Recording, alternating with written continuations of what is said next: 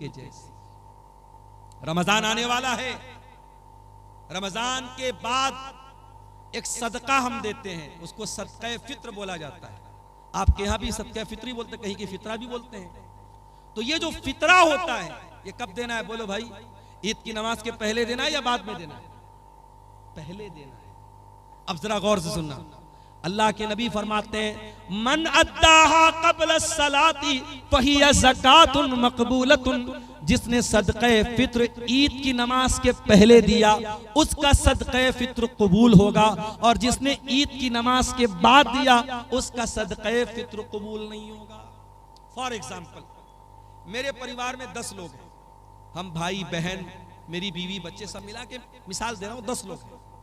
अब मान लो 2.5 किलो मुझे अनाज देना है सदक़े फित्र में। अब 2.5 किलो 10 लोगों की तरफ से कितना हो गया? 25 किलो। अब मान लो ईद अगले दिन है और आज रात में मैं गल्ला लेने गया, अनाज लेने गया, दुकान बंद हो गई। अब मैंने कहा यार तो बहुत लेट हो गया, क्या करें, चलो सुबह देखते हैं। सुबह फजर की नमाज पढ़ी, ईदगाह गया, ईद की नमाज पढ़ी।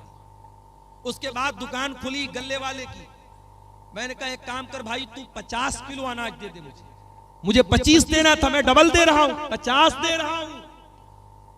लेकिन अल्लाह के नबी फरमाते हैं कि आपने ईद की नमाज के बाद में दिया तो आपको सदक़े फित्र का सवाब नहीं मिलेगा। क्वांटिटी डबल हो रही है, मैं डबल मात्रा में दे रहा हूं, मगर वो सवाब नहीं मिलेगा। सिर्फ 15 मिनट का फर्क पड़ गया। नमाज के पहले देता तो सदक़े फित्र कबूल हो जाता, नमाज के बाद दे रहा हूं तो कबूल नहीं होगा। ये है शरीयत। इबादत कैसी? इबादत रसूल के जैसी। आप टाइमिंग भी जरा सी चेंज करेंगे तो इबादत अल्लाह के कबूल। एक और मिसाल देता हूं, हमारा दूसरा त्योहार कौन सा है बोलो भाई? ईद के बाद कौन सा त्योहार है दूसरा? शबे बारात कि मुहर्रम? ईद मिलादुन नबी है, ईद उल अज़हा, बकरीद का त्योहार। बकरीद के त्योहार पे आप कुर्बानी कब करते हैं? ईद उल अज़हा की नमाज के पहले करते हैं या बाद में करते हैं? कोई पहले करता हो जरा हाथ उठाए। कोई पहले तो नहीं करता ना। अल्लाह के नबी ने फरमाया मन ज़बह क़ब्ल सलात, जिसने कुर्बानी ईद की नमाज के पहले की, जिसने बाद में की, फ़क़त तम्म नुसुकुहु, उसको कुर्बानी का सवाब मिलेगा। और जिसने ईद उल अज़हा की नमाज के पहले कुर्बानी की उसको गोश्त मिलेगा, कुर्बानी का सवाब नहीं मिलेगा। आप डबल बकरा ले आए, डबल जानवर ले आए, 2 करते थे 4 ले आए, लेकिन अगर आपने ईद उल अज़हा की नमाज के पहले कुर्बानी कर दी, आपकी कुर्बानी अल्लाह के कबूल नहीं होगी। इबादत कैसी? इबादत रसूल के जैसी। एक और मिसाल आपको देता हूं, हज करने जो लोग गए हैं अल्लाह उनका हज कबूल करे। जो इस साल जाना चाहते हैं अल्लाह सेहत और सलामती के साथ उनको रवाना फरमाए, और जिनके दिल में इरादा और ख्वाहिश है अल्लाह जिंदगी में उनकी ख्वाहिश पूरी फरमाए। हज में आप जाते हैं, बड़े आराम से मक्का में होटल में ठहरे हुए हैं। पहले आप गए, उमरा कर लिया, उमरा करके आराम से नॉर्मल कपड़ा पहना, आराम से मक्का में होटल में रह रहे। 8 जिलहिज्जा की तारीख आई, नबी का हुक्म है 8 जिलहिज्जा की जैसे ही तारीख आई, चलो हाजियो एहराम बांधो और मक्का छोड़ के कहां पहुंचो? मिना में। मक्का में आराम से एसी होटल में कमरे में रह रहे थे। मिना में टेंट लगा हुआ है, हजारों लाखों लोग वहां हैं, वहां टेंट में हमको जाके रहना है। और वहां जाके क्या करना है? बस 5 टाइम नमाज पढ़ना है। 4 रकात वाली नमाज को 2 पढ़ना है। वहां कोई काम नहीं, सिर्फ नमाज पढ़ना है। अब कोई अल्लाह का बंदा कहे कि या अल्लाह मैं आराम से होटल में रह रहा था, एसी में रह रहा था, हरम में नमाज पढ़ रहा था, एक नमाज का सवाब 1 लाख नमाज के बराबर मिल रहा था, मुझे मिना क्यों भेजा जा रहा है? जवाब ये मिलेगा, इबादत कैसी? इबादत रसूल के जैसी। दीन तेरी मर्जी का नाम नहीं है, दीन तेरी मनमानी का नाम नहीं है। जहां मेरे नबी का हुक्म है कि तुझे मिना जाना है, तुझे जाना पड़ेगा। 9 जिलहिज्जा की तारीख आई, हाजी को हुक्म मिला, चल हाजी चल तू मिना से अरफात जा। अरफात में हाजी पहुंचा, वहां जाके जोहर पढ़ लिया, असर पढ़ लिया, जोहर और असर एक साथ पढ़ लिया। अब जोहर से लेकर के सूरज डूबने तक 5 घंटा 6 घंटा कड़ी धूप निकली है, मई का महीना है। हाजी आराम से अपने मिना में टेंट में रह रहा था, उसको अरफात में भेजा गया है, खुले मैदान के नीचे 5-6 घंटा क्या करना है, कुछ नहीं करना है, कोई नमाज पढ़ना है नहीं पढ़ना है, जोहर असर के बाद वहां बैठ के अल्लाह का जिक्र करना है, दुआएं करना है। ये हज का पूरा तरीका कभी आप गौर कीजिएगा, हज का पूरा तरीका हमें बताता है इस्लाम हमारी मर्जी का नाम नहीं है, इस्लाम हमारी ख्वाहिशात का नाम नहीं है, इस्लाम अपनी इच्छाओं पर चलने का नाम नहीं है, इस्लाम अल्लाह और उसके रसूल के तरीके पर चलने का नाम है। इबादत किसकी? इबादत सिर्फ अल्लाह की। और इबादत कैसी? इबादत रसूल की जैसी। मेरे अजीजों, आज अफसोस की बात है कि मुसलमान अपने आप को मुसलमान भी कहता है, नबी का कलमा पढ़ने वाला भी कहता है, और दीन में मनमानी करता है, दीन में नई नई बिदअतें निकालता है।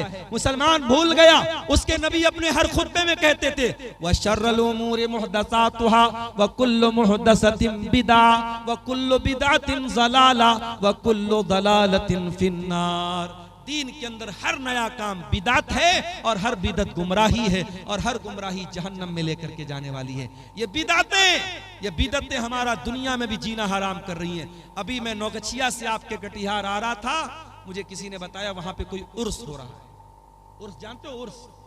उर्स क्या होता है भाई? उर्स वो तारीख होती है जिस तारीख में जिसकी मजार है, जिसकी कब्र है, उसका इंतकाल हुआ है, उसके इंतकाल पर गम नहीं मनाया जाता, उर्स मनाया जाता है। क्यों? ये अकीदा रखा जाता है कि अल्लाह का वली जिस दिन उसका इंतकाल हुआ उसकी तो सुहाग रात है। नौजुबिल्लाह। उर्स के माने, ये मैं गलत तर्जमा नहीं कर रहा हूं, उर्स दुल्हन से बना, आरीस से बना है। गोया कि वो अल्लाह से मुलाकात कर रहा है, अपने महबूब से मिल रहा है, उसकी शादी की रात है, उस खुशी में उर्स मनाया जाता है। अस्तगफिरुल्लाह, ये है उर्स की हकीकत। और मुसलमान आज उर्स मना रहा है, पूरा नौगछिया का पूरा रोड जाम है। मेरे प्यारे साथियों, ये बिदअतें हमारा जीना हराम करती है। आज आप देख लो, इस्लाम के ऊपर अमल करने में कोई ट्रैफिक जाम नहीं होता, इस्लाम पर अमल करने में किसी के लिए कोई मसला खड़ा नहीं होता। मसला तब खड़ा होता है जब हम बिदात और खुराफात में मुब्तला होते हैं। और अल्लामा इकबाल ने सही कहा था, ये उम्मत रिवायात में खो गई, हकीकत खुराफात में खो गई। मेरे भाइयों, बिदात से बचो। और आखिरी बात बयान करके बात खत्म कर रहा हूं, ये बिदात जो होती है ये आखिरत में भी बहुत घाटे का सौदा बनेगी, आखिरत में भी बहुत नुकसान पहुंचाएगी। अल्लाह के नबी जब कयामत के दिन अपने उम्मतियों को कौसर का जाम पिलाएंगे तो कुछ ऐसे लोग आएंगे जिनके हाथ और पैर चमक रहे होंगे वजू की वजह से, वजू की वजह से उनके हाथ पैर चमक रहे होंगे। अल्लाह के नबी उनको कौसर का जाम पिलाना चाहेंगे, फरिश्ते कहेंगे अल्लाह के नबी आप इनको नहीं पिला सकते। अल्लाह के नबी कहेंगे ये तो मेरी उम्मत के लोग हैं, ये तो मेरे मानने वाले लोग हैं, मेरा कलमा पढ़ने वाले लोग हैं। आप फरमाएंगे क्यों इनको मुझे तुम कौसर का पानी नहीं पिलाने दे रहे हो? फरिश्तों क्या बात है? फरिश्ते क्या जवाब देंगे? इन्नका ला तदरी मा अहदसु बादक, ऐ अल्लाह के रसूल आप नहीं जानते ये बिदअती लोग हैं, इन्होंने आपके बाद आपके दीन में बहुत सारे नए नए काम निकाले हैं। जब नबी को पता चलेगा ये बिदअती लोग हैं, बुखारी और मुस्लिम के अल्फाज हैं, अल्लाह के रसूल फरमाएंगे सुहकन सुहकन लिमन गय्यर बादी, जिन लोगों ने मेरे दीन को बदल डाला उनके लिए बर्बादी हो। तो बिदअती को कयामत के दिन अल्लाह के नबी भी धक्का देके भगा देंगे, उसको न कौसर का जाम मिलेगा न अल्लाह की नजात मिलेगी। अल्लाह हम सबको बिदअत और खुराफात से बचाए। ये 2 सवालात आए हैं, इनका जवाब देके मैं इजाजत चाहूंगा। सोने की सही तरीका क्या है, यानी किस तरफ सर करके सोना चाहिए? अगर पश्चिम की तरफ पैर करके सोए तो क्या हो? कोई हरज की बात नहीं, पश्चिम की तरफ पैर करके सोने में कोई हरज की बात नहीं। कोई ऐसी दलील नहीं है कि पश्चिम की तरफ पैर करने से ये किबला की तौहीन होती है।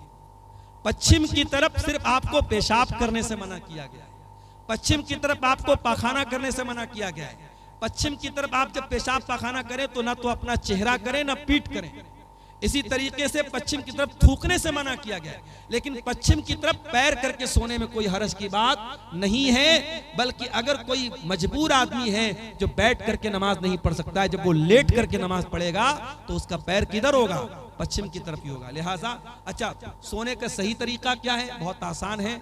आप दाहिनी करवट लेट जाएं और अपने गाल के नीचे अपना हाथ रख लें और जो दुआएं अल्लाह के नबी ने सिखाई है वो दुआएं पढ़ के सोएं, वजू करके सोएं, तो ये ज्यादा बेहतर है। ये तरीका जो सोने का बताया गया। भागलपुर ज़िला में एक जगह है जिसका नाम बीपुर है, वहाँ पे एक पीर के नाम से मशहूर है। वहाँ पे कटिहार के मुसलमान और भागलपुर के मुसलमान ज़्यादातर मन्नत के इरादे से बकरा और मुर्गा चढ़ाने जाते हैं। बिल्कुल गलत है। शब बारात में खूब रोज़ा रखते हैं जी। देखिए, शब बारात का रोज़ा साबित नहीं है, लेकिन हर महीने की चांद की 13, 14, 15 तारीख का अय्याम 20 का रोज़ा, जो चांदनी रातों का रोज़ा होता है, वो अल्लाह के नबी रखते थे। तो अगर आप हर महीने रखते थे तो शाबान में भी रखिए। अगर शाबान में आप रखना चाहते हैं 13, 14, 15 का आप रोज़ा रख सकते हैं, लेकिन खास 15 शाबान का शब बारात का रोज़ा बिल्कुल गलत है, उसका कोई सबूत नहीं। इसी तरीके से अभी ये जो भाई ने बताया बीरपुर में जाके मुर्गा और बकरा चढ़ा रहे, बिल्कुल गलत है, हराम है। वमा उहिल्ल बिही लिगैरिल्लाह, अल्लाह के सिवा किसी और के नाम से अगर जानवर ज़बा हो रहा है, शिर्क है। न तो उस जानवर का गोश्त खाना जायज़ है, और ऐसा करना अल्लाह के साथ शिर्क करना है। जिस तरीके से नमाज इबादत है, रोज़ा इबादत है, उसी तरीके से जानवर ज़बा करना भी इबादत है।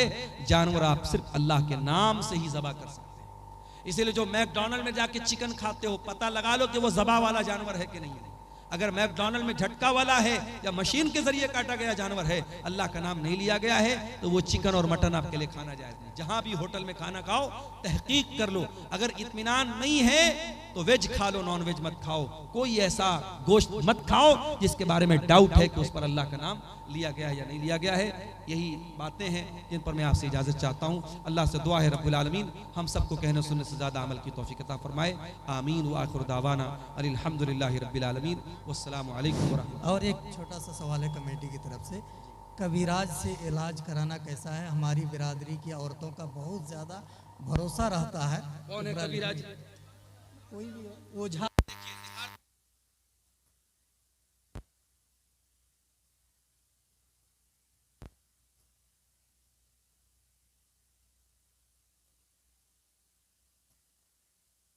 अगर वो टुटके से इलाज कर रहे हैं, कुछ मंत्र वंत्र पढ़ रहे हैं, तो ऐसे इंसान के पास जो मंत्र वगैरह के जरिए, या ये कह लीजिए जादू के जरिए, या ये कह लीजिए अपनी रूहानी ताकत के जरिए इलाज कर रहा है, उसके पास जाके इलाज कराना हराम है।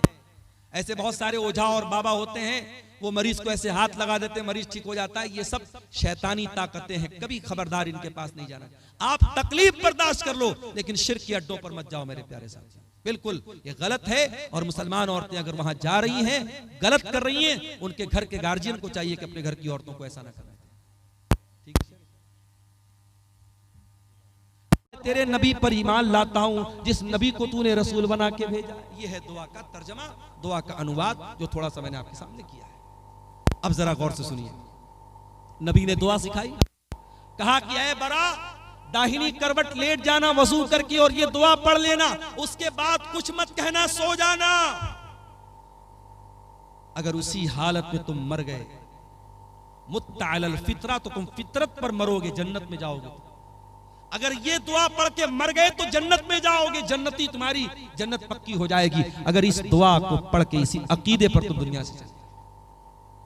सहाबा के जमाने में मोबाइल तो नहीं था, साउंड रिकॉर्डर तो नहीं था, जल्दी से रिकॉर्ड कर लिया जाए। सहाबा तो सुन के याद करते थे। आज हमारे पास कितनी सहूलत है मेरे भाई।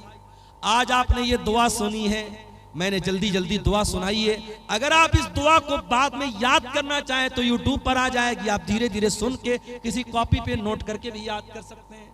सहाबा तो ऐसा नहीं कर सकते थे। हजरत बरा कहते हैं, मैं जल्दी जल्दी इस दुआ को दोहराने लगा, मैं रिपीट करने लगा इसको याद करने के लिए।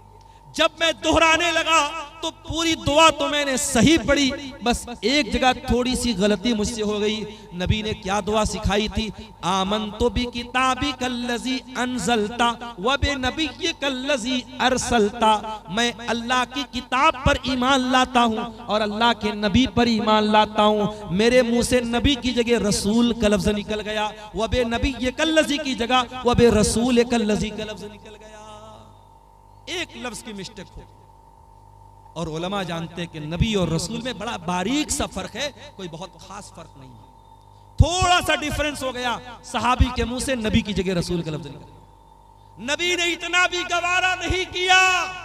नबी ने कहा, बरा रिपीट कर, दोबारा पढ़, तूने सही नहीं पढ़ी है, तुझे वही पढ़ना पड़ेगा जो मैंने सिखाया। इबादत किसकी?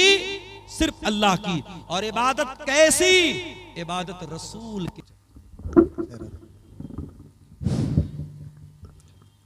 आप हजरात अपनी जगह बैठे। अभी आप